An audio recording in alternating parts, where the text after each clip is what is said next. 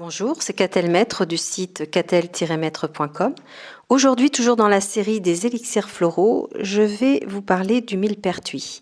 Alors le millepertuis, on le connaît en phytothérapie pour son action antidépressive, qui est très efficace d'ailleurs et qui permet à beaucoup de personnes de retrouver le moral, surtout à une période actuelle comme actuellement, à l'automne.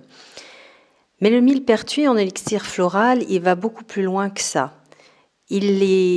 En fait, on va l'utiliser pour la gestion de la lumière et de la nuit, si je puis dire, ou du côté sombre. Le millepertuis, il est fait pour pouvoir, à un moment donné, accepter son côté sombre et le mettre en lumière, afin justement de pouvoir se libérer et de pouvoir le transformer. Donc son côté sombre, c'est quoi? Mais c'est toutes ces choses qu'on n'a pas envie de voir en soi, comme par exemple une partie de violence ou de la jalousie ou voilà, toutes ces choses finalement qu'on pourrait voir facilement chez les autres, mais en se disant bah non, moi je suis pas comme ça. Voilà. Alors souvent ça va se cacher très profondément en soi, et à un moment donné, il est temps de faire remonter tout ça à la surface. Le millepertuis, c'est une plante qui agit justement sur la glande épiphyse ou pinéale, qui est la glande finalement des rythmes, des cycles de vie et du cycle nuit-jour. Le millepertuis, c'est pour ça qu'il est très efficace chez les enfants qui font des cauchemars, des terreurs nocturnes, qui se réveillent la nuit en hurlant, parce que justement ils sont dans cette phase où ils doivent apprendre à gérer cette part d'ombre, ce côté obscur. D'où souvent les peurs dans le noir, parce qu'on n'arrive pas à trouver cette lumière. La lumière, avant de venir de l'extérieur, elle doit être à l'intérieur.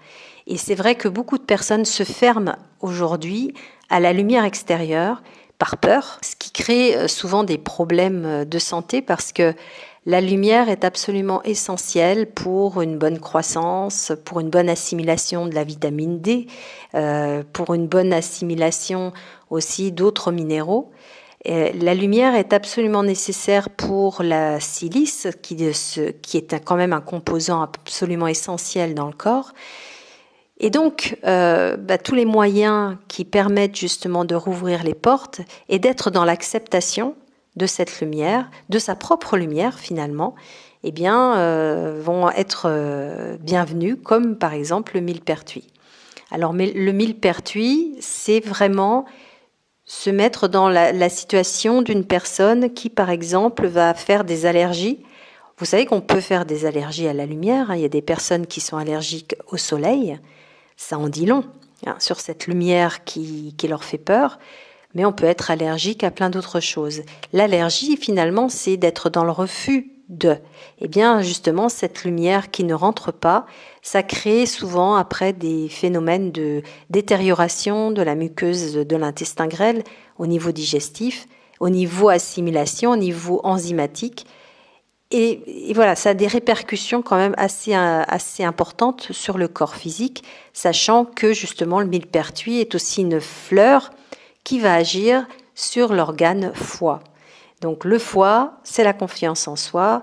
Donc avoir confiance en soi, avoir confiance en la vie, laisser rentrer cette lumière, accepter justement d'éclairer les parts d'ombre qu'on a essayé de cacher depuis longtemps. Ça peut être aussi des non-dits, des choses que l'on n'a pas osé avouer, qu'on se garde comme le petit jardin secret de certaines personnes.